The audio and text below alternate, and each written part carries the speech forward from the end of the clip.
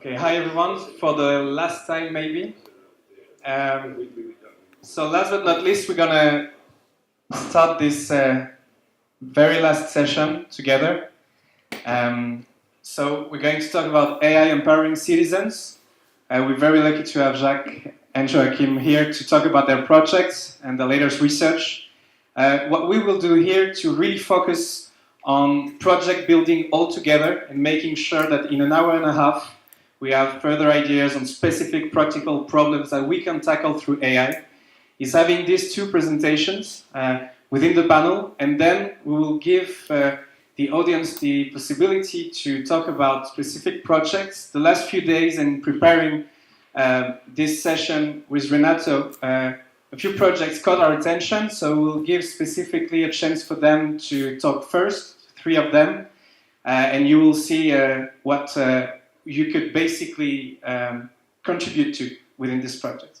I would really like to emphasize the fact that within this very last session, we want all of you to be able to participate if you want. You already have like the Pigeonhole application, if you may, and then the floor will be yours.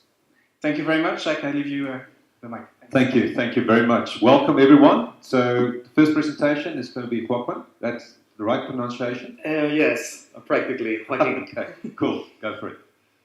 So first of all, thank you so much for having me here. It's a great pleasure to have this opportunity. And my presentation is going to be slightly different from what we have seen till now, because I came here with solutions, neither with certainties. I bring here problems and I bring here a lot of doubts. I work in the Autonomous University of Barcelona, and my other affiliations are leading cities. I'm the coordinator of the network in Spain. We are a non-profit foundation that we make technology transfer among countries, among continents, and always focalizing in projects that they are gender neutral, that they are sustainable, and they have a real social application. And my other organization, it's ICRAC, it's the International Committee for Robot Arm Controls. We are very focalized right now in the campaign Stop Killer Robots. I'm not going to talk about that, but it's going to be also important because I'm going to talk about human meaningful control in smart cities, and especially related with artificial intelligence. So first of all, I would like to make a brief analysis about technology as a promise, because what we are living here today, it's nothing new. We have lived it so many other times in history. There was a moment some decades ago where the nuclear industry was promising a bright future of safe energy, clean energy, and they were going to bring energy to the world. And we live it again in the 90s, where the GMO industry promises to end with the hunger in the world. And we are in 2018, and we perfectly know where we are. We know that so many technologies that we are dealing with are double-use technologies. In the nuclear, we had the Manhattan Project, and now in the artificial intelligence world, we are dealing with MAVEN Project, this new collaboration between Google and the Secretary of Defense of the United States, that maybe it's going to be the next Manhattan. So we have to be very carefully. And I'm not a real optimistic guy. And this is going to be all along my presentation. I'm not saying with that of course, artificial intelligence has good social uses, but we have to be truly careful. And especially because some of these projects that we are living are coming back again. In the GMO industry, we have the Terminator gene, and we have had huge debates about substantial equivalence principle and about labeling. And this discussion about labeling, it's very similar to the discussion that we are having right now in relation with Google Duplex, for example. This artificial intelligence capable of making phone calls, and we are discussing right now, do this artificial intelligence have to identify itself as an artificial intelligence? Yes, of course. As a GMO product, should be labeled as a GMO product. This is basics of ethics.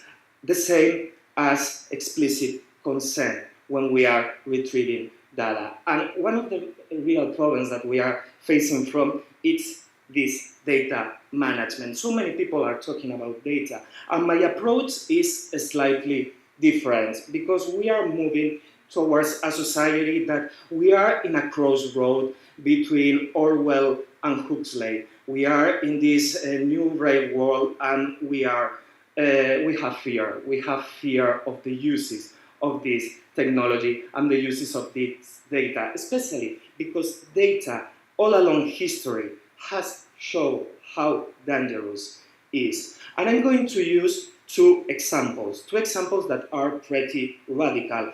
And they are radical basically because I want to create awareness. Data has been used in the last century with horrible, horrible purposes. If we remember the Holocaust, when the Nazi regime invaded some Western countries, the census, the registries were used to exterminate Jewish population in Europe. If we compare the situation between the extermination in Belgium and the extermination in the Netherlands, in Belgium, more or less 40% of the Jewish community was exterminated, and in Netherlands was a 75%. There were so many motives. I'm not just determining one, but data was one of the important ones. Dutch people were very accurate, making registries of ancestors, registries of religion. And we have other examples. For example, Rwanda. Data was also used to exterminate a part of the population. So we have to be very, very, very careful. We have to establish boundaries. We have to establish legal frameworks. And we have to have clear that there are set of data that never should be gathered. This is an important thing. Of course, we cannot trust the private sector, but neither the public administration.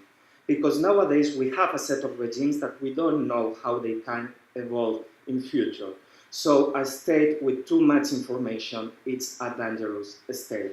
And we have to have this thing clear in our minds. Talking about data, we know that nowadays we don't have to wait like in the nuclear industry. They have 3 islands, they have Chernobyl. Maybe Cambridge Analytica, it's our 3 island. It's this attention that we needed to pay because democracy is something very, very fragile. It's very easy to manufacture consent. It's easy to manipulate public opinion with the tools that we have right now. So if we want real empowered citizens, if we want real empowered communities, we just can't say, okay, we are going to let them manage their data, we are going to make them owners of their data, because temptation to sell things are very, very high, and so many things are at stake right now. So we have to be truly careful with these things. And one of the things that we need to do in relation with empowering communities is breaking the filter bubble, because there are so many misunderstandings about empowering communities. If we believe that empowering a community is generating applications for citizens to choose between a tree and a palm tree in the park of the neighborhood, this is a bad joke and this is problematic. Empowering, it's giving them access to information, to critical thinking tools, and to creativity.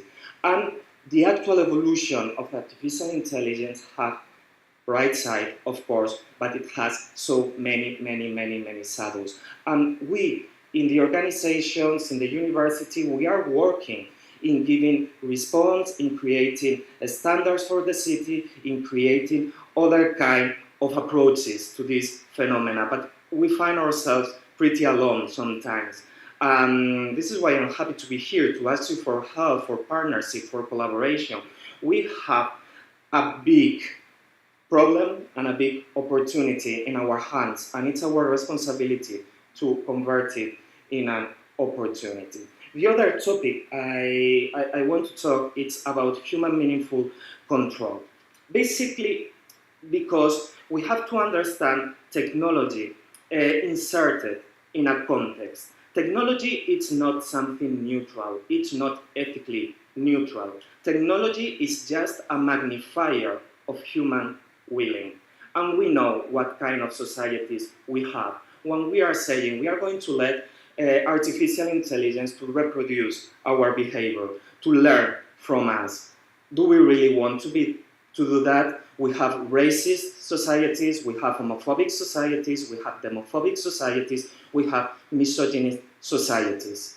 We have to take that into account. This is very, very, very important, and so many of the approaches that I have here these days, it's just the technology outside the society context, and we cannot do that because it can bring so many, many, many problems, and that's why in my city, my university, in the research groups I'm involved, we are having huge debates and huge conversations about meaningful human control. I came from a field more specialized in weapons, in lethal autonomous systems, and of course, in this area, nobody doubts, there is so many people that doubt that we need meaningful human control. But also when we are managing data, also when we are managing automatic process. For example, in universities, now we are using artificial intelligence to assign the grants of the students. We are saying who or who not is going to receive money to make their career. We cannot let machines do that only for a reason of human dignity. And this is another concept that we have to explore.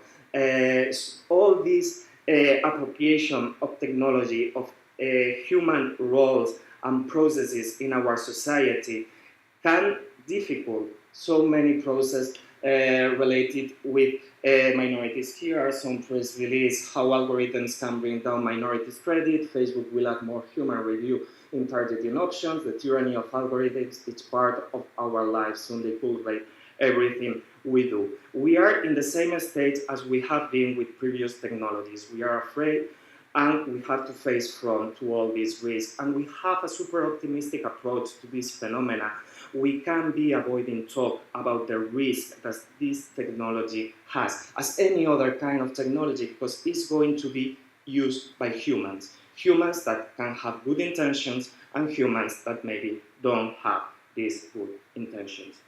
For ending, I would like to end with a quote of one of my favorite philosophers, Italian Giorgio Colli. It's got the last phrase. He said, modern scientists have not yet come up with something that was obvious to the ancient, that it's necessary to silence knowledge destined for the few, that formulas are dangerous abstract formulations capable of fatal evolutions, harmful in their applications, must be valued in advance and in all its scope by who has discovered them, and consequently they must be jealously hidden, stolen from advertising. Greek science did not achieve great technological development because it did not want to reach it. With silence, science scares the state and is respected. The state can only live, fight, and strengthen itself with the means offered by the culture. It's something that knows perfectly. The head of the tribe depends viscerally from the sorcerer. So thank you so much, and I hope to have a lot of questions.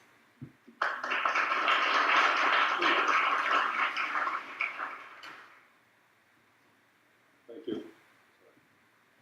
Thank you, Håkan. Sorry. Thank you.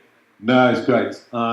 So we're going to have questions right now or afterwards. Okay, so I'll do my talk as well. So let's just get to the presentation. There we go. So I think what I want to do is maybe start with that. So does this work as well? Yeah, maybe this is fine.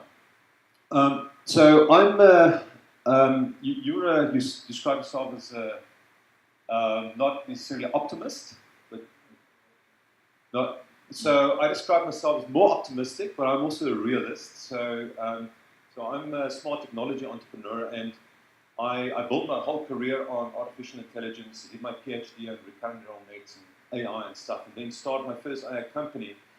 I sold that to General Electric. And I had time to think about next moves afterwards. And I got inspired by visionary leadership in the World Economic Forum and United Nations, and pretty much just looking at what global organizations are doing and some leadership there. And for me, just thinking about next steps is really all about shaping a better future in the smart technology era. How can I actually use AI and technologies to actually shape a better future? Now, I'm based in Cape Town, South Africa, and I'm also concerned about Africa.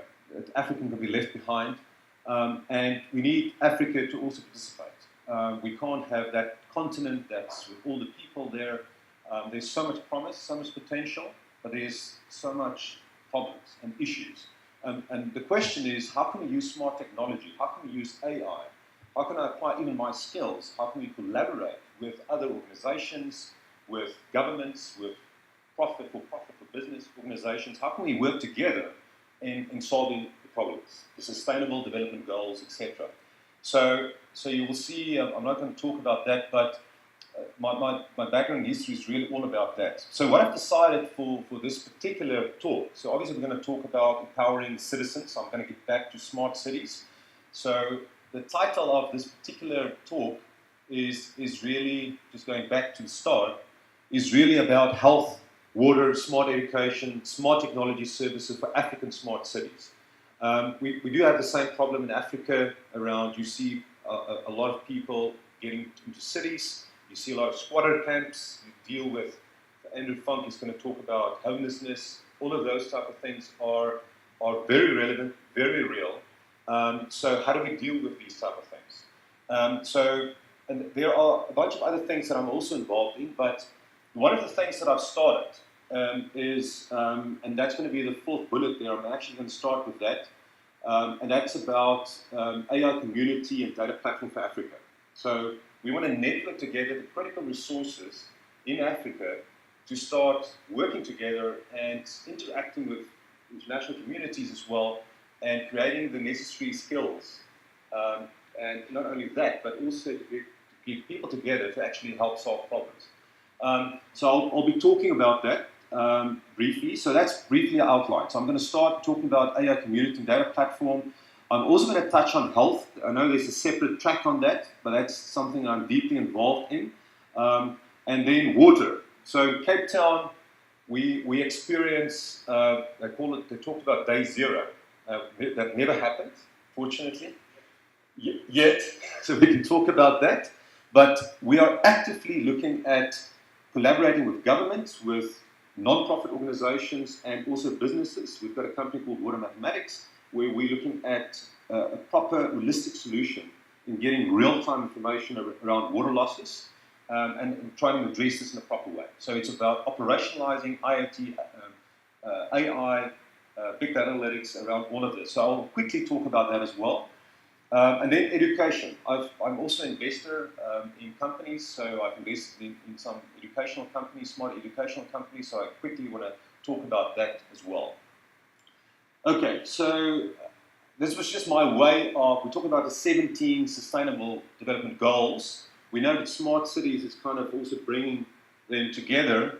So on the right hand there, I'll talk about AI community and data platform for Africa. So I've got a few slides talking about the Machine Intelligence Institute of Africa. So that's like pretty much focused on AI, data science. So I've got a few slides on that specifically. But you will see the rest of the goals there. And what I did there was to actually map it to at least 5 of the specific sustainable development goals. Obviously, smart cities as well.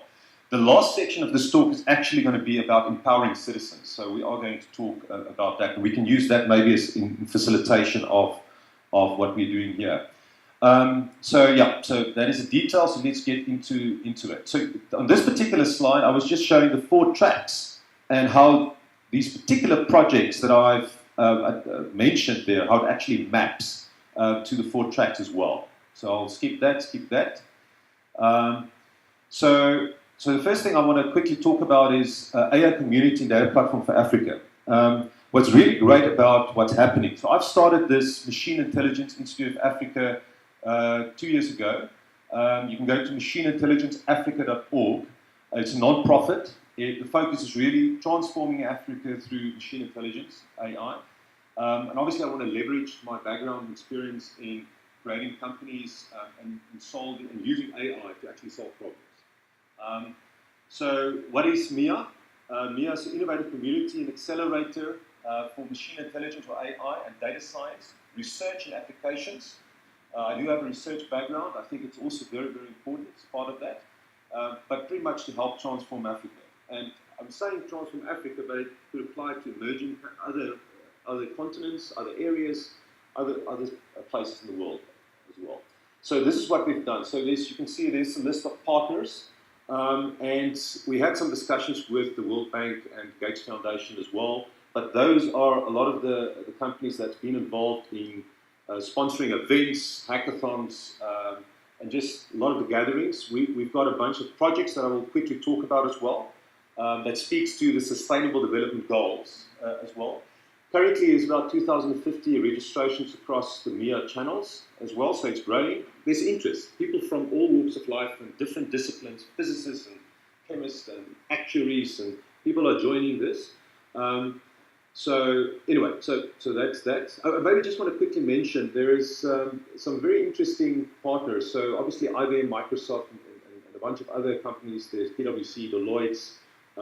You will see the Data Science Nigeria. So we're trying to hook up with other organizations in this field. So we're not trying to compete, we're trying to collaborate.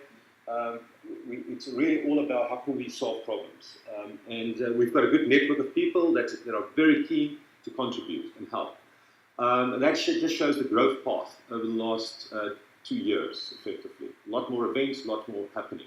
This is just again showing the collaboration with Data Science Nigeria, and also I know there's people from Kenya and Rwanda and so for other places in Africa. So that's great to see in other African cities. So we are also trying to communicate with, well, I'm from Cape Town, but Lagos, Nigeria, Nairobi, etc. So there's all sorts of communications and sharing happening.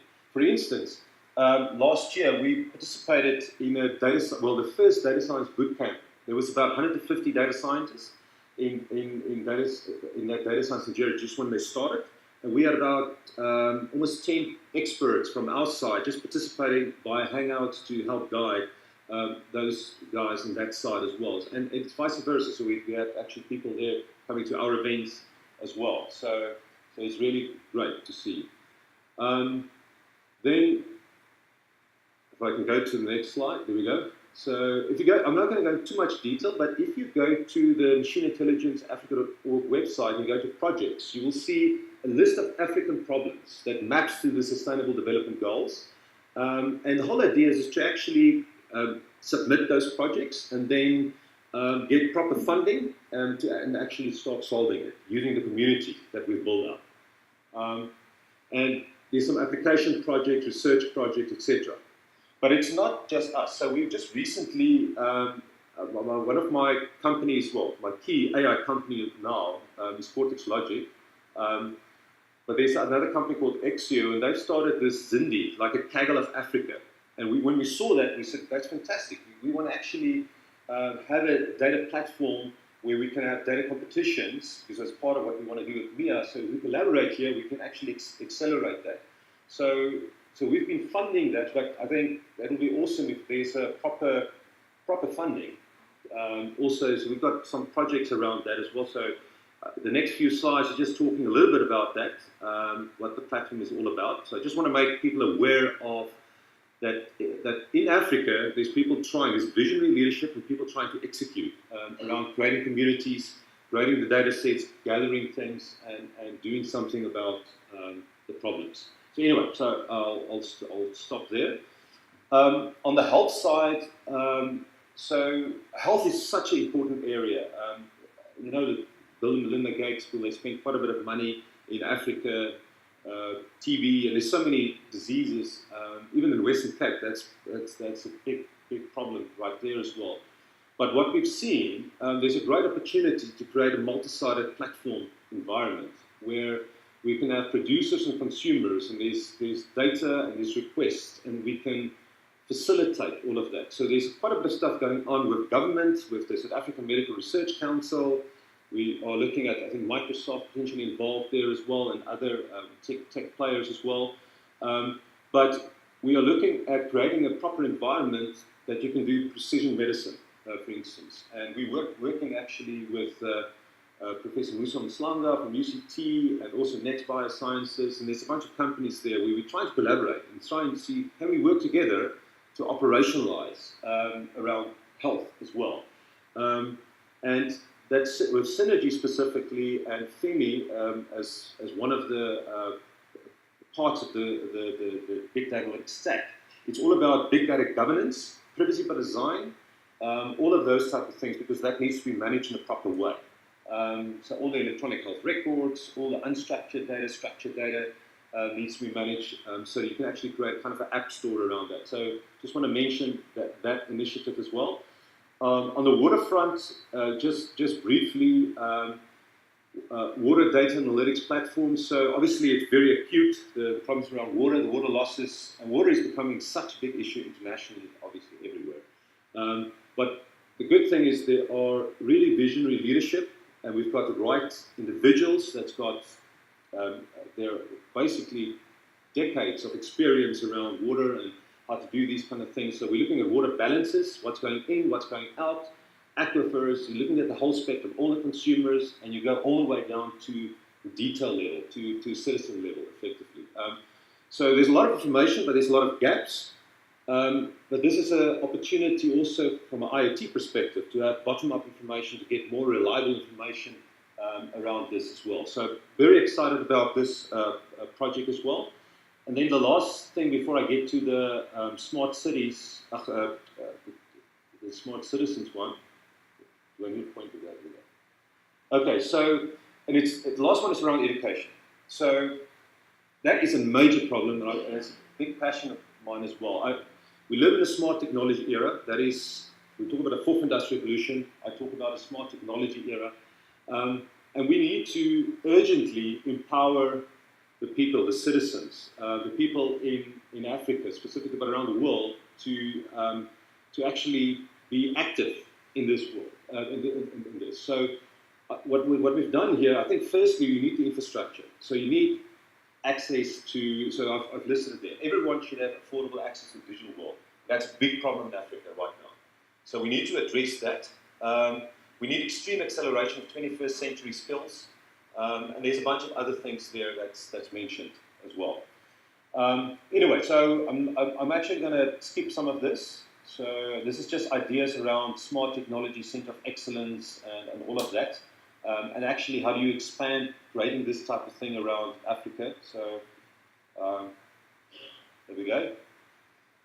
So so this is just about my company. I'll just stop there. So we're all about creating an AI engine for platform businesses and corporates.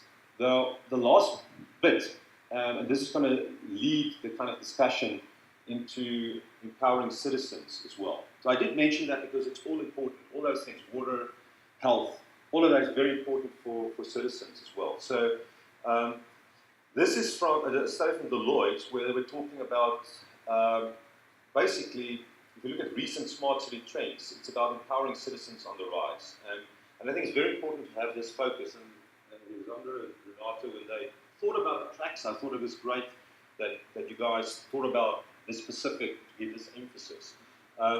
What Deloitte is basically saying is that we need to tailor public services to increase resource efficiency.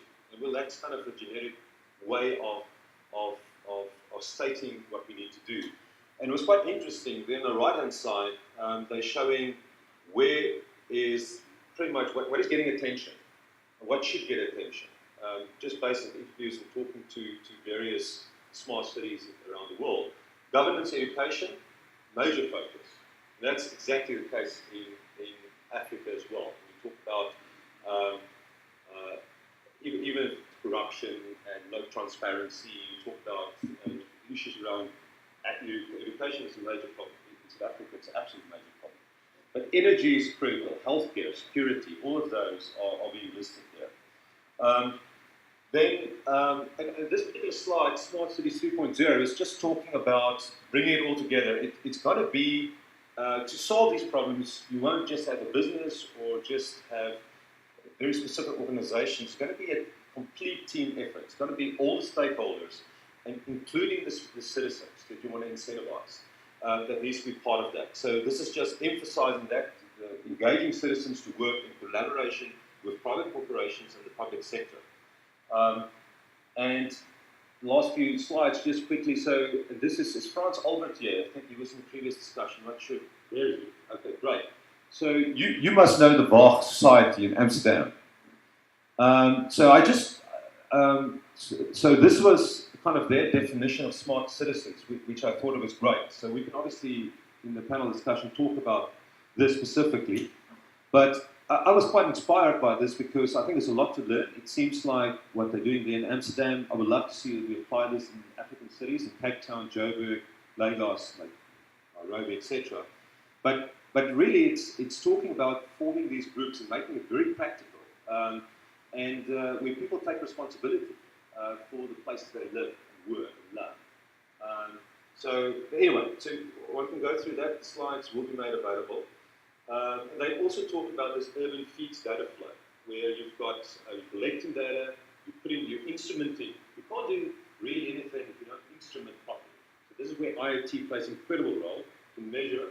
You analyze, you distribute, you get that feedback, you look at the behavior, and it's a continuous loop.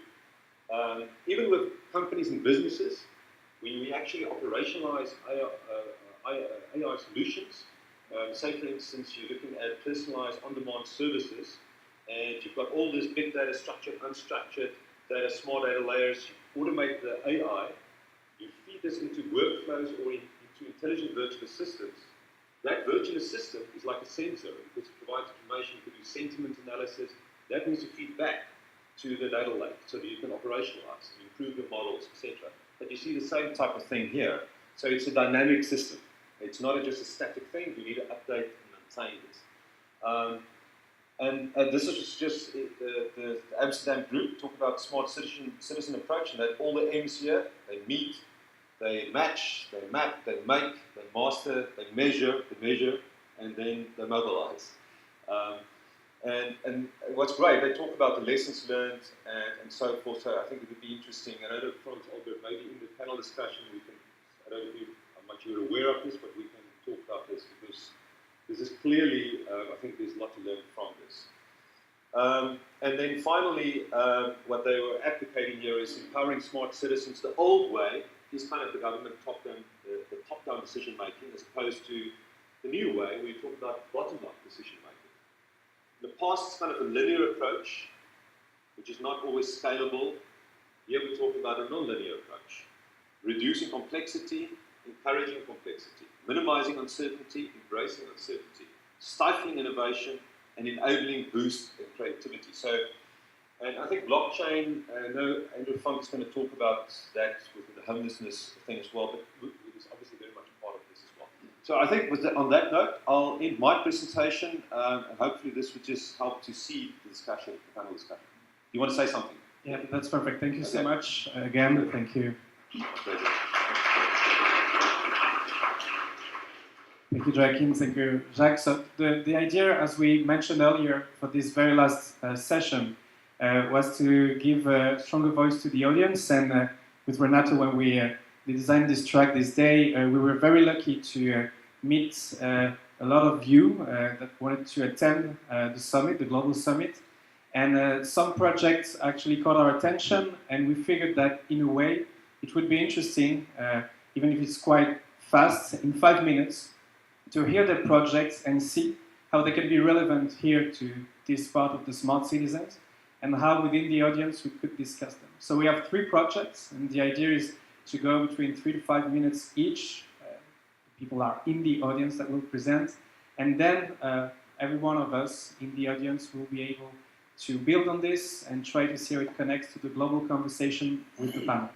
And the first one to go on this, as you mentioned, is Andrew Funk, who leads homeless entrepreneurs, and we'll discuss about his project. And the idea is for all of us to see how we could help and how we could scale the project in maybe other cities, for instance. Okay, thank you very much for introducing me to. My name is Andrew Funk. I'm the founding president of an organization called Homeless Entrepreneur that's based in Spain and Seattle. And what we're doing is empowering homeless people so they can be active citizens again, which is what will make a smart city even smarter. The key factor here is listening to people. we've spent the last few days listening to all the experts around here to understand how we can use AI for good and ending homelessness at the same time, keeping in mind SDG 8 and 11. The scope of what we're doing to understand is, first you need to know what a homeless entrepreneur is. It's a homeless person who's willing and able to tell his story and work to get off the street. And with human intelligence, right now, we're able to reach 20 to 30% of the population. The first year, we helped one person get a job and off the street. Then 4, 16. This year, we should have 156 people in the program. The scalability is that it's doubling every 6 months. In large cities, we can reach up to 1,000 people in 5 years, being active citizens. In order to scale this solution on a global level, I and smart cities must play a key role. A smart city will be even smarter when we end homelessness inside it. The AI HE platform will be a decision-making tool to enable greater accuracy when measuring number of homelessness, their situation, and what they truly need. This data will affect healthcare solutions provided to elderly, determine resource gaps, and provide data that could qualify cities and countries for greater support from federal agencies and philanthropic funds. This information translates directly into funding decisions. Outreach workers, homeless people, and society as a whole need the information they receive to be as precise as possible to build greater trust in society and ultimately fostering active citizen participation.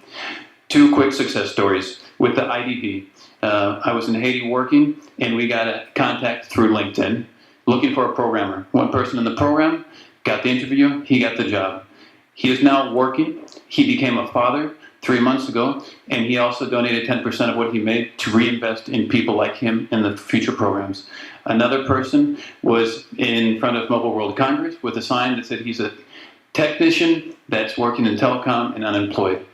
Thanks to that network, he got a job, and he's currently getting his 3rd paycheck now.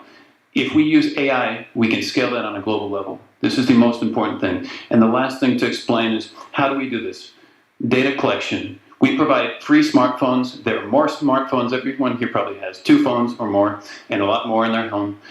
We provide them with smartphones and connectivity, and they become a task force, taking a liability, turn it into an asset, in which that person has to participate on a weekly basis, giving data that cities need, that countries need, the UN needs, and everyone, so that way we can come up with better decisions with homeless people, with the people that are running government, and volunteers on the same level. And the most important thing here is matching. In order to match, we have to make sure that people can make better decisions. Companies want to hire the best professionals. They don't want to hire people because there's a discount of 50%. That's not sustainable. But if we're able to get rid of all the waste in which people are wasting their time, doing circles, going around in circles, there's less trust in the homeless community that wants to work, because there's 20 to 30% of the people that are homeless, but they're professionals. I myself was homeless for 1.5 years, and I had 35,000 contacts online, an entrepreneurial spirit, and the desire to get off the street. I was able to solve my situation, and we hope to connect with people during AI for Good to make sure that we can scale it and make sure there are other people besides myself explaining this. So thank you very much, and that's it.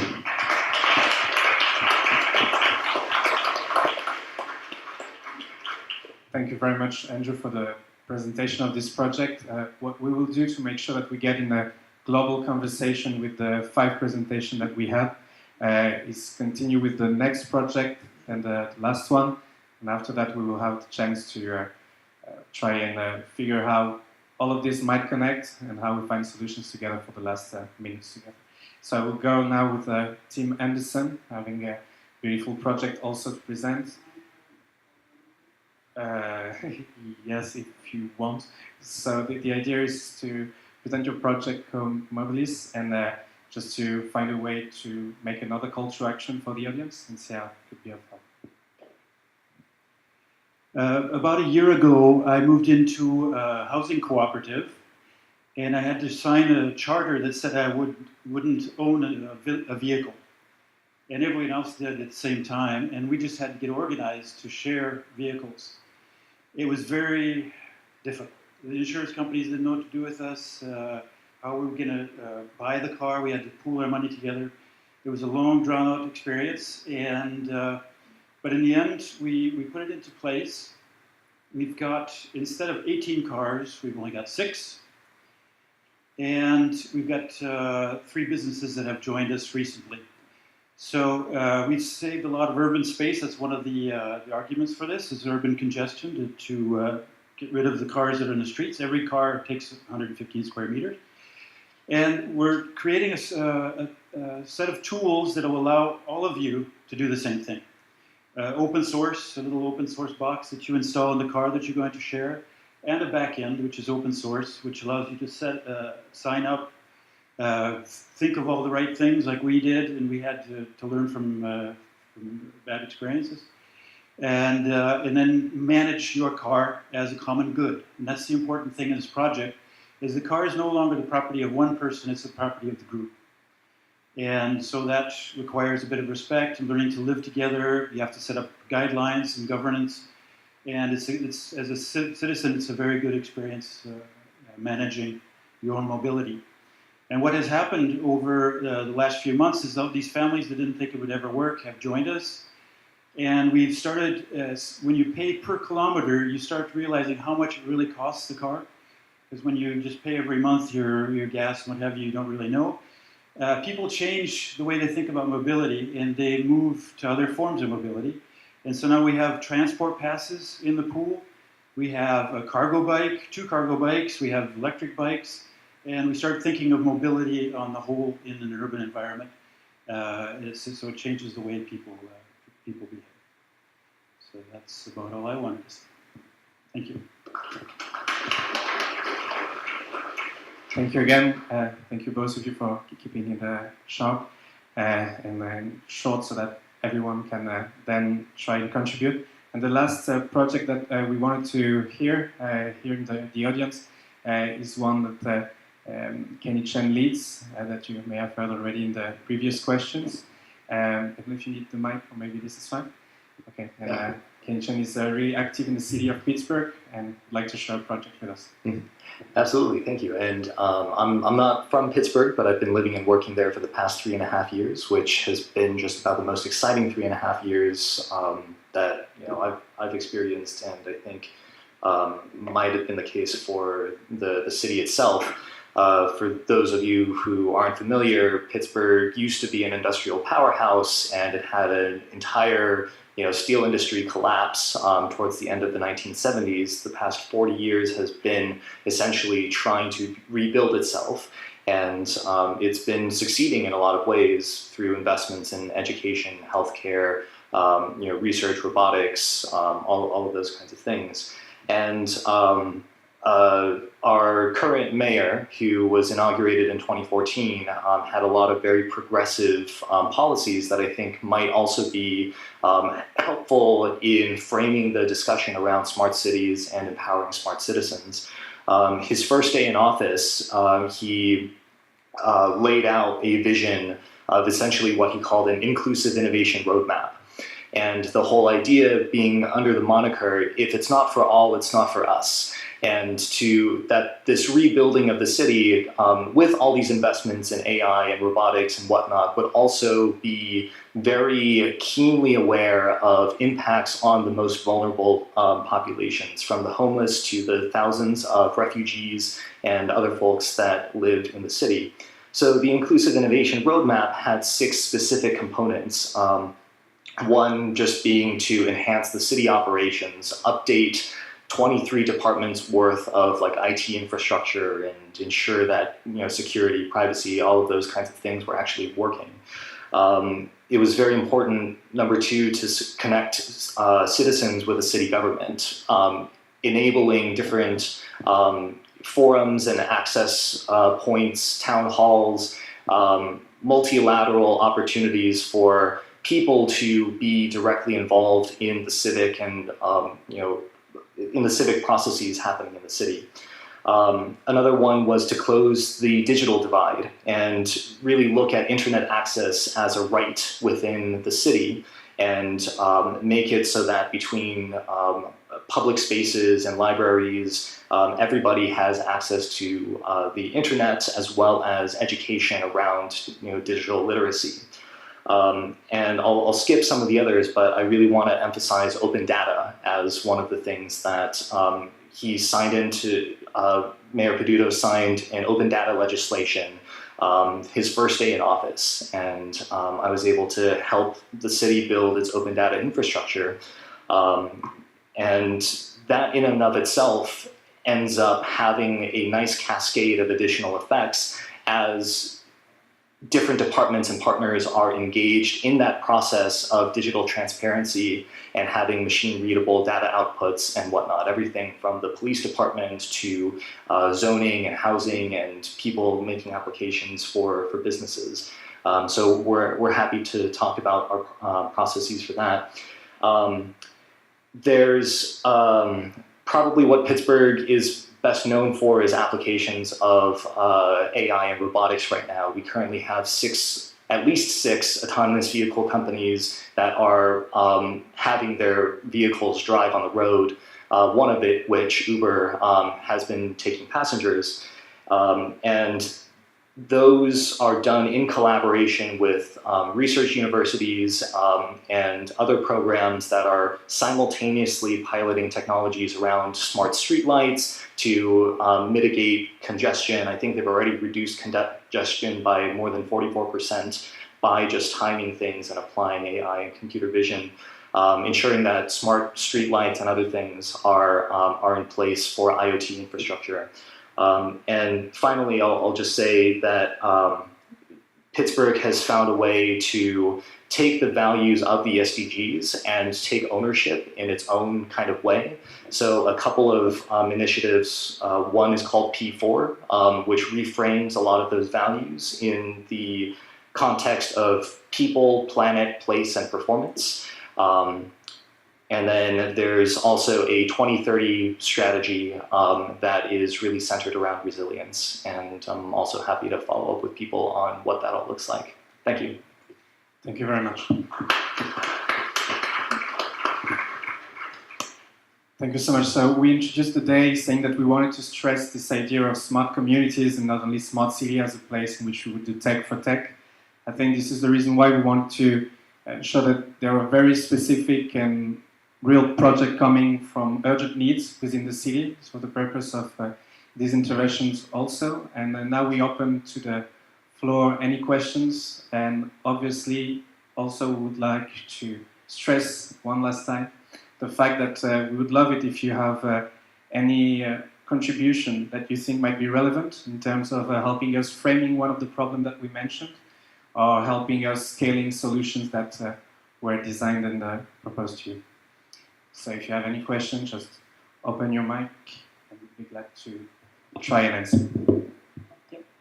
Yeah, I'd like to ask Joaquin a question. I'm curious about your understanding or thoughts around liquid democracy, if you've been following that movement, and whether or not you think that could be a useful tool to engage citizens more in continuous democracy rather than once every 4 years.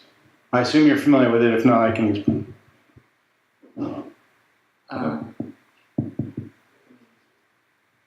Thank you.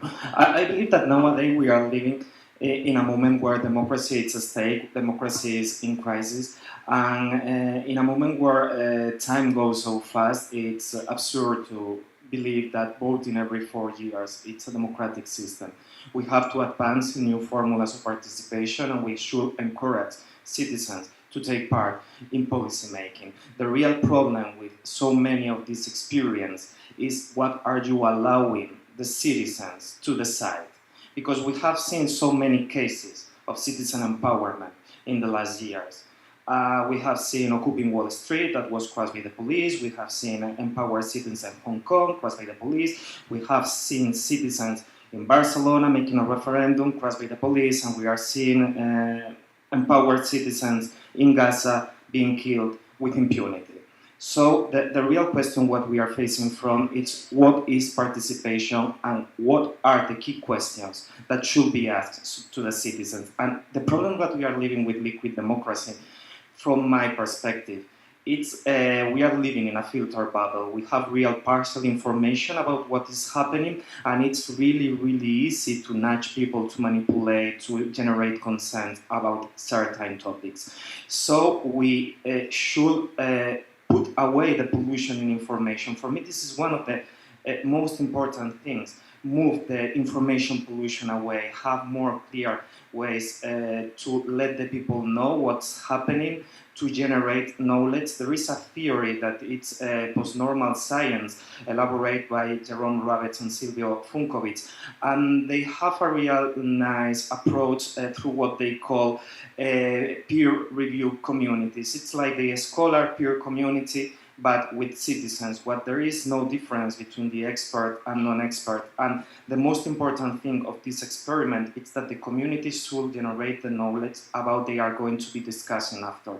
And this is one of the key points for me.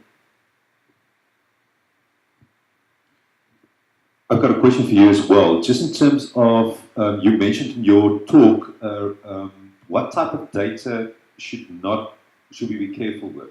Because you said we should, yeah.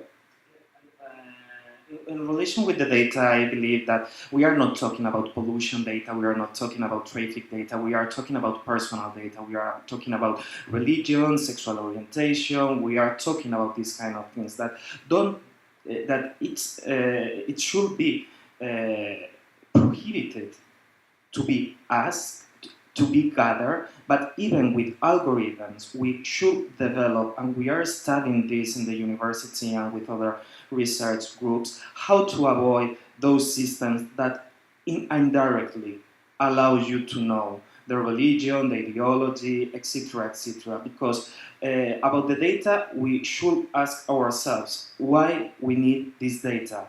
Why are we going to use this data for? And it's very, very, very difficult to justify, know the religion or know the sexual orientation or know these kind of things. I mean, private companies don't need that, and public administration neither. So this is a debate that we should have. Generating regulatory framework in this aspect, it's one of the key points that we should talk and be in a hurry, because we are getting late. The problem is that we don't have 1 year, 2 years to make this debate. We need regulatory frameworks right now. Okay, I see, by the way, is Pigeonhole being updated with the questions? You're most welcome, is it? Okay, so there's a question, Joaquin. Your last slide suggests that major scientific breakthroughs like AI should be kept in a safe place. Want to expand? I believe that we have nowadays like a kind of weird fetish with innovation. We understand that innovation is positive. Innovation is not positive, neither negative. What it's important, it's what we do with this innovation. And I mean, we can talk about the atomic bomb, we can talk about the Terminator gene. They are things that are not bringing peace, are not empowering communities, are not making our democracy stronger. AI, in this stage of development, of course, we cannot hide it from public. But what we should do right now is establish strong frameworks and have very, very clear in our mind that it's sets of data that cannot be gathered. I'm not saying that we should not use this technology. Of course, we should, we have it, and all of you are presenting amazing projects, some of them really, really impressive. I'm not against of that, but we should be careful. And in the actual society, we are all in a hurry. And I see it with my students. We have incubators, we have places where they can develop, and they have these two things. The competition, if I'm not going to do it, another one is going to do that. And we don't have a strong collaboration between technicians, between scientists, data manager, etc., and sociologists, anthropologists, philosophers, etc. And we need to create a common ground for all of us. And we need to elaborate multidisciplinary teams, and we need to develop strong ethical commissions. in all projects developed. And this is a thing that it's not a recommendation that should be a must, especially when we are working with very, very sensible material, because data, it's very, very sensitive, can be used for good and can be used for wrong, and we have the responsibility to avoid these bad uses of technology to the extent that we will be able. Great, thank you. Andrew, you talked about some practical things that you guys are doing. Maybe if you want to just mention briefly just some of the things that you are looking at, specifics. Yep. Okay, can you repeat that real quick? No, so you talked about some very specific things that you are doing to actually help solve specific problems, some practical things that one could do. Probably the most practical thing that can be done is using what we have in society. It's turning a passive into something active, a liability to an asset. So you have, according to the UN, 100 million people in 2005 that are homeless. Are they in a database? Do we know what they need? And I think the answer is no. So what we have to do first is understand the data, structure it well, and then look for patterns to see how we can help. Obviously, there are issues of good and bad, but let's pretend we want to do something positive with it. So in my opinion, if we're able to collect the data, and we can do that, governments, UN agencies, local and national NGOs, and homeless people can participate. We could take care of getting the data of the 40,000 homeless people in Spain, according to INE, by asking people to participate, but adding value. We're not asking the right questions, we're not asking the right people, and we're not coming up with the right solutions because of that. So I think platforms like AI for Good gives everyone an amazing opportunity to share ideas, to figure out they can actually comply and make these SDGs something more than a pretty pin. And that's what we're trying to do. We're a small organization, but the objectives are quite clear. And we believe that you have to empower the people you're speaking about. When I was in Davos for the World Economic Forum, we slept in a teepee, 6 below zero, which is quite cold. But we wanted to give a voice to homeless people and be coherent. We can't speak about poverty. We can't speak about how we're helping people and not include them in that conversation. And that's all we're trying to do. I slept out in the street in Davos, in Geneva, and that's uncomfortable. And it was raining the first night, and the benches are not made for that. I spoke with a guy who's dealing with urban innovation. Imagine using smart technology to solve that problem. Yep. So, to briefly respond, I think we have to empower the people we're trying to help, because we'll be surprised how intelligent they are. Thanks. Question there? Hi, my name is Mara Borgenau, founder of Gringo Web. I'd like to take the opportunity when the gentleman said we should put project out there. Yep. Thank you. So there we go. That's exactly now, we started 7 years ago with gamification, engaging employees here in Geneva, engaging multinational employees to save resources in a fun way. And behind the game, it was an app. You had certified statistics that you could embed in your CSR reporting. So that was 7 years ago. And today we're talking about citizens, smart cities. We're talking about, obviously what I'm talking about is sustainable development.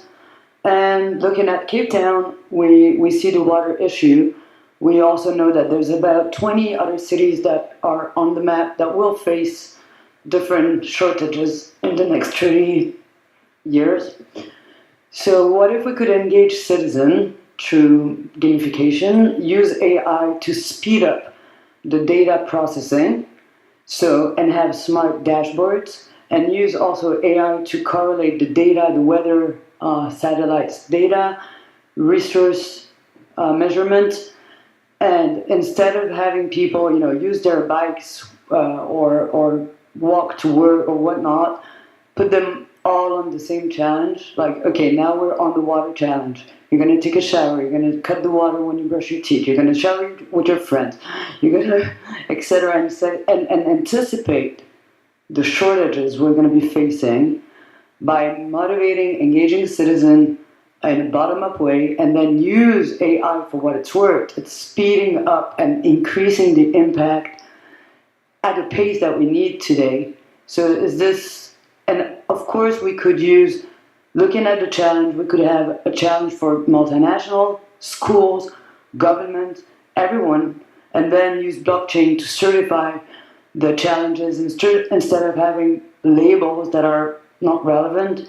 Use blockchain to certify the savings and give back token to citizens to incentivize them and to have them collaborate. Give them tokens in the form of, create a virtuous circle. You engage citizen, and then in turn they act on resources, and in turn they get rewards that the government or can use back up and so on. So this is my idea. Yesterday, PwC announced that they launched, what they call it, putting AI to work for the planet, the fourth. So I don't know, it seems like we're in the right place to do something. Absolutely. That is very relevant to things that I'm actively involved in as well, profit and business and non-profit things as well. You know, there's a blockchain company, guys, that's also thinking about these kind of things as well. Just quickly, we've experienced this in Cape Town, where they actually give very specific targets to citizens around how much water can be utilized and all of that, and instructions, and you get high penalties if you exceed that. So, but the big problem is, I think more than 50% of the municipalities, they can't account for water losses. They don't know. They can't. If you look at the water balances, what's going in, what's going out, it's a problem. So, so we need to instrument better. And we need to manage that whole thing better. And you need to have it real time, not 2 years after the fact, that type of thing. So there's things happening right now to try and address this. If you feel the pain, you see the situation, I think that just brings that entrepreneurship, and people want to solve it. So I think we'll see some solutions from South Africa around this. But, and also gamification, all the things you're talking about, this is all part of it. So when I talk about smart technology, it's all part of it. AI, blockchain, IoT, everything is part of it. So it's our toolbox. So we need to provide solutions. Yeah. So good comment there. Yes. Hi, thank you. I wanted to make two comments. Firstly, because we were talking about the inclusion of citizens, I just wanted to acknowledge that actually, as we were discussing all of these projects that are taken up by citizens, that shows that we are actually doing that. And I just wanted to thank all of those people who are actually engaging and doing this, because definitely traditionally it would be a role of a government, of a policymaker, etc. And now we're seeing a massive progress in this respect. And the second comment I wanted to make is a piece of information to give you, as we're talking about the right governance structures and the policies that should be fit for that future that is coming. And at the last couple of weeks ago, we launched AI Global Governance Commission in the UK. It is a global initiative, but it was launched on behalf of the AI group of the All-Party Parliamentary Group in the UK on AI. And that is exactly to prototype a structure that would be agile enough to engage all of the stakeholders and citizens and all of the groups, and look into the vision that we want in the society globally, and look into that structure that would help us deliver that, making sure that the right policies are designed for the right society in the future. Thank you. That's fantastic. Yep. Any other questions?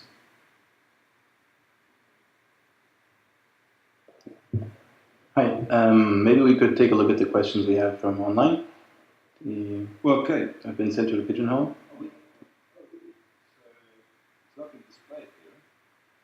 This was the, we've already talked about this one. Is it? No, I've already asked this question. The last slide should be. Okay, my mistake. Yes.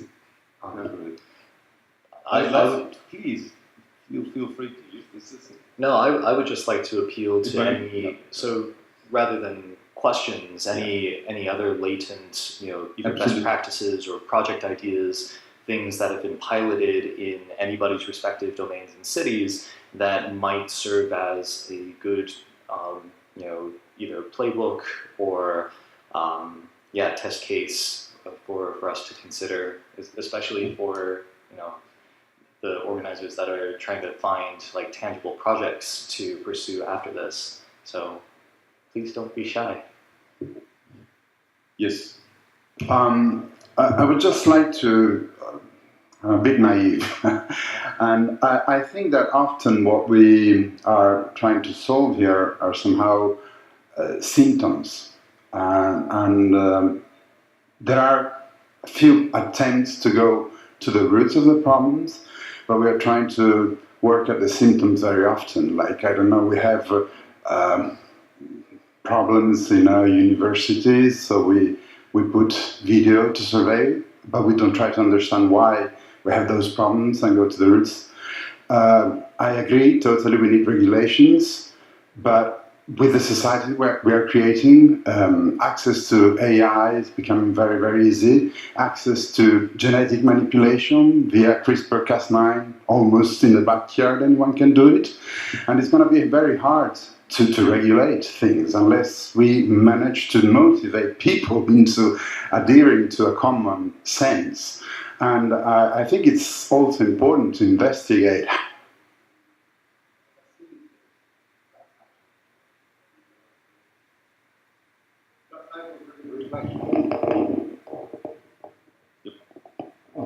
Yeah, for example, one of the main motives I'm here is precisely to look for partners, other universities, citizens, organizations that want to join this common effort. I mean, in ICRIRI, for example, we are very focalized in ethical relations with weapons, meaningful human control, but we also are trying in the cities we operate. For example, in leading cities, we have operations right now in more than 10 cities worldwide, and we are working very hard with public administrations in order to establish ethical guidelines, regulations, because we know the lack of global regulation, and we want to address the problems, and we want to address the philosophical, sociological, anthropological origin of the problem. And this is one of the important things that I believe that we have the responsibility to do before it's too late.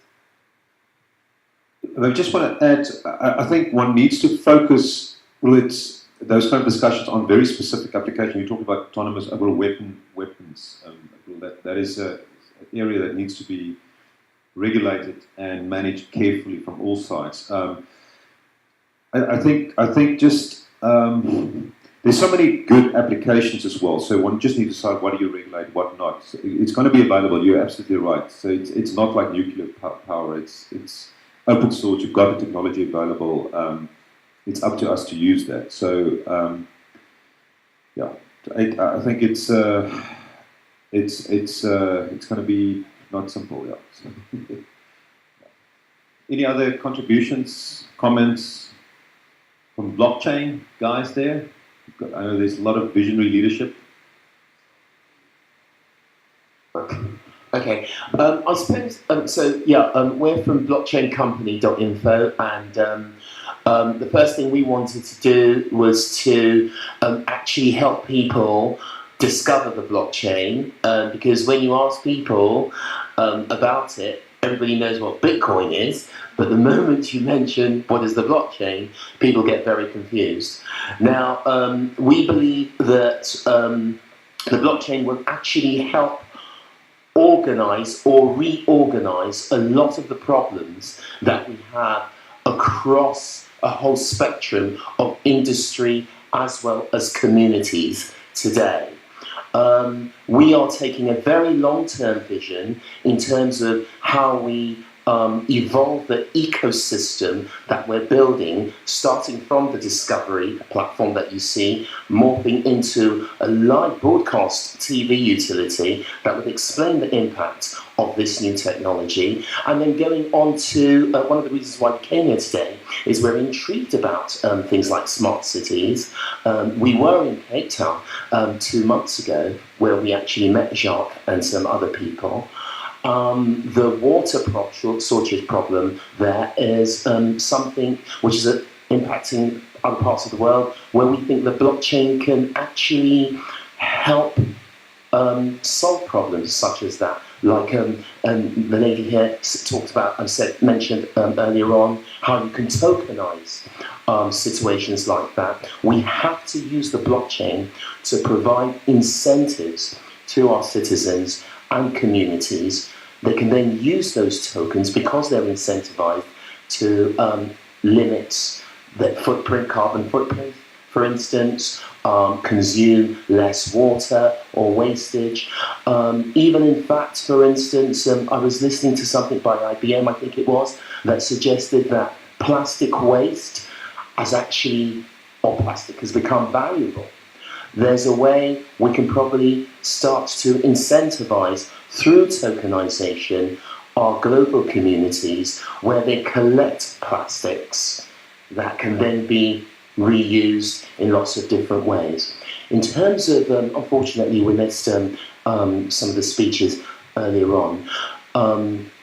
When I look at places like Africa or parts of Asia and South America particularly that are emerging economies, is it possible that we can help develop what we might call smart neighborhoods? Why wouldn't we use fourth industrial revolution technologies to transform little ghettos, if you want to call them that, or townships as we have them in South Africa? I would like to see, like Andrew Funk has actually been focusing on homeless people. It's very important that we understand that AI is going to eliminate jobs, but if we use it effectively, combined with the blockchain, then I think it is possible that we can really move towards what we call that type 1 civilization. So I would like to just know from Jacques and your colleague there again, is that are you seriously considering blockchain as a tool for good to augment that with artificial intelligence to help organize and solve a lot of these problems? Definitely, as I've alluded to earlier, you can see the talk as well, but I specifically, I think the way I'm looking at it, it's a smart technology toolbox. And blockchain has got a very definite role to play. And I mentioned also in healthcare, we talked about governance as well, and privacy and all of that. Who gets access to my health data, for instance? That is another example of where blockchain can play a great role, at least on a transactional level. Who gets access to what, to just facilitate that. But pretty much for everything. You can think about property, you can think about so many different things. And I think the whole reward mechanism is great. So it's clearly part of the solution. For me, is one of the technologies that we should be looking at. And there are talks around decentralized autonomous systems and AI. I think Trent McConaughey is also here tomorrow. There's going to be talks around those type of things as well. So you will hear more about blockchain. Håkan, you want to say something about? Well, I believe blockchain it's also a promising technology, and as any kind of technology has its bright side and the dark side that we have to be also taking care of, because it's true that it can allow us to track transactions, it can be a tool for government and transparency, it can be amazing in so many ways, but if we make a radical application, it can affect the privacy of the individuals and how we also can track our own personal transactions, and as humans, not as public institutions that they need to be transparent, but as humans we need to have shadow areas around us. We all have secrets and we need secrets to survive. We lie to survive so many times in life. Blockchain can difficult it sometimes, so we also have to pay attention to that. Maybe just want to add to that. So my message on the purpose is around how to shape a better future. This is what. So we can use these technologies. I think blockchain specifically is great to empower citizens. So it's because it's decentralized. AI can be utilized to help navigate smart contracts and all of that, and we can shape that contract as well. So we should use these tools to help us as a human species to live better life, quality of life. I think on the first day there was talks around also visualize what that future look like. Even if you think about homelessness, that perfect future where we solve that. How do we get there? What is those steps? When I talk to companies and helping them to become AI first or more data driven, we always start with the business KPIs. You think about also how can they monetize data, how can they actually thrive in the smart technology era. And so you start with the end game, you start with the outcomes, and then you work through what is necessary, what is all the building blocks that I need to help solve this problem. And it's the same here with empowering citizens. So it's let's use these technologies, and we're doing it. Well, the good thing is there's people doing it. Frans Albert, you've got a comment? Yeah, I'd like to add to that, and I think that if you combine blockchain with the ability of people, you will be able to match demand and supply much easier. And I discussed it this morning with Andrew. Homeless people, they have one thing a lot, and that's time. And they know the city very, very well. So use that ability instead of looking at them that, oh, they're homeless and they have a lot of disabilities. And this is also one of the systems we look into in Amsterdam. There's a certain area within the city of Amsterdam that there, say, for example, there's 100 people who are entitled to social benefit. But there are also other benefits they're entitled to. But they're only usually 30% of those benefits. And by using blockchain, by matching that profile according to other people and matching that with the benefits they're entitled to, you give them a better life. And in the past, cities or local governments would say, oh, don't try to encourage them to come to social benefit because that's going to cost the city a lot of money. But in the long run, if people are not happy, they're costing society much, much more money. So I totally endorse your approach and the way you carry out things there. Awesome. Great. Any other comments, questions? Yep. Sorry, I've just been following the conversation, and I'm kind of amazed actually at the language being used. To be honest, it feels to me a bit like 1984 George Orwell. Everything is for good. Everything's about empowering people. There's an idea, there's almost this kind of naive idea that technology is going to change the world. It's really refreshing because I'm a cynic and I'm a technologist and a designer. But I do believe if Google says no, do no evil, let's not be naive here. Like if you design the car, you design the car accident. And I think we need to be a bit more careful about things like blockchain, because we vote for somebody and that vote can be there forever. That person can, you've seen a lot of strife, like you've seen people being taken by various kind of ethnic groups, ethnic cleansing. So I'm just wondering, maybe this is something we need to think about as a vocabulary we use, because there seems to be a lot of solutionism in the room here, and what we don't really understand is the social problems. So I hope we have a bit more rigor in understanding the problems of jumping to the solution. I fully agree. And I actually read an article by Henry Kissinger yesterday. I actually posted on LinkedIn as well. We talked about the end of enlightenment a little bit, but it's a thoughtful thing.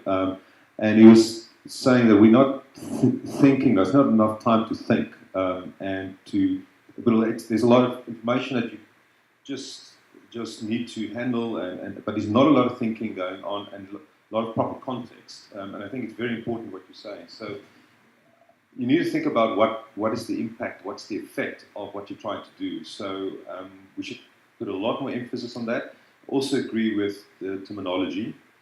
Maybe that terminology needs to be framed around a bit more thinking, so you can think about the impact. I think one of the things we're sitting here on the ITU, and that hasn't been much discussion, even though it's very boring, at the end of the day, is standards. People have spent a lot of time defining standards in data and privacy. There's the BSI, there's ETSI, there's multiple organizations. I don't think we need to be that naive. There is a lot of good work and expertise. So I think we need to build upon the work that's happening and see how we can tap upon that and do the real world examples like my colleagues out there have been talking about. How do you operationalize the knowledge in this room into a real world pilot, but at the same time take some of the data models, that all the stuff that's been done, and take it to the next level. My worry is that in every time you come to a conference like this, you see new projects, and there's a sense of people forget there's a lot of work that's already been done. So how can we stand on the shoulders of giants at the same time move the dialogue forward? Good point. Agreed. Sorry, just one thing actually I was fascinated by is when you go for like hackathon, for example, on the smart cities or like the people that they're working with, I mean, the global scale, in the global scales, one of the things is that, I mean, they really don't think about the business part, but the thing is that if it's not profitable, it will die at some point. Like there are too many like psychologists that they can help you, for example, for the homeless people. But the thing is that if you're not paying them, and it's not just the taxes that people pay, then it should go for them. I think if you're developing something, if you can have services for other places, other companies, then you can make the money there and apply it here, and also like make that community also profitable. And like the lack of having a clear business plan usually like just kill them after a few years. Yeah, sustainability is very important. Yeah. So I had a discussion with the Alan Turing Institute with guys in London as well. They are just talking about that as well. They talked about data studies where they're looking at problems, empowering the people to help solve it, but they want to make sure that the whole thing is sustainable as well. So we're looking to actually collaborate and working with them, creating more sustainable things. So you've got people that's empowered, but that can actually use the skills and continue with this. So yeah. If I can respond, we focus on generating value with them. So we're not hanging out waiting for subsidies by the government. For example, if they do day labor, we split the benefit of what they do 50-50, and that gets reinvested into the system. If we get a part-time job, 10%, so we're creating wealth with them. And related to the scientific thing, we have a university and we're defining a scientific formula of how to create work with homeless people with a board of 20 international professionals. So it's not trying to figure out how to move them without a business model. The business model is what will make it sustainable. We presented to the Rothschild Foundation, and their main thing was, how do you get rid of donations? Just one thing, it's like clearly you have the business plan, because also one of the first things is that to know the market, like the people that they're working on. And the best thing is to just go to them and see what's the need and how we can improve. For example, I don't believe that the homeless people, they have time. If you don't sleep at night, I think you cannot work during the day also. And when the quality of the life decreases, then even that time is not that useful. So yeah, that's well done. Yep, quality of life. There was one question. Final question? It's actually more of a statement, because I'm originally from Rio, like Renato, and I admire a lot the work he does, so thank you very much for leading the session today. I'm parachuting into your session because I'm attending the Conference on Science and Technology for Development across the road at UNCTAD, and Renato asked me to describe a little bit what I'm doing in blockchain space. So very briefly, I have been involved for 5 years, and currently I'm running a conference series in Switzerland. We're already in a 5th edition. It's a 3-day around table that brings people from all around the world. We're taking that worldwide, so if you're interested in something like that, please do let me know. Second thing is the publication of a quarterly journal, which will be peer-reviewed by the alumni of my conferences, and that's coming up this summer. I'm also working on the blockchain documentaries. So we'll be doing blockchain in specific industries, and we most certainly intend to do blockchain and smart cities. I have a few other things that I could talk about, but if anyone is interested in those 3 topics, please come and grab me at the end of the session. Thank you very much. Thank you. Over to you, Alexander. Yeah, thank you so much. It could last forever, but we'll have to end this session, and unfortunately to end the day also for this entire smart city and community track. I hope that this session was a good way also to show that we want to build on existing projects. That was exactly the purpose, and making sure indeed that we can work on standards. That's also the purpose of another session tomorrow, which is about data and AI commons. The purpose of the session will be to try and find within all the tracks that has been basically working all day, what are basically the best practices that have been identified, what data we should work on, what should be prioritized. And I invite you all to be part of this tomorrow, because it would be a way to summarize, sum up a little what we've done today and see the connections between the tracks. And a lot of people came to talk to me asking for the presentations and context. So we were discussing, I have created a chat with all the speakers during the 3 months of organization of this track. So we invite everyone that wants to connect with us. We have a chat in LinkedIn, so just connect with me or with Alex in LinkedIn, and we put you inside the chat, and so you're going to be connected with all the speakers. The idea is to not finish here or tomorrow and to keep cooperating. So I think that's the best way. Let's use technology for good, right? Thank you very much. Well, we have the final part now tonight of the social part of the event, and tomorrow morning you're going to be here again. Thank you very much.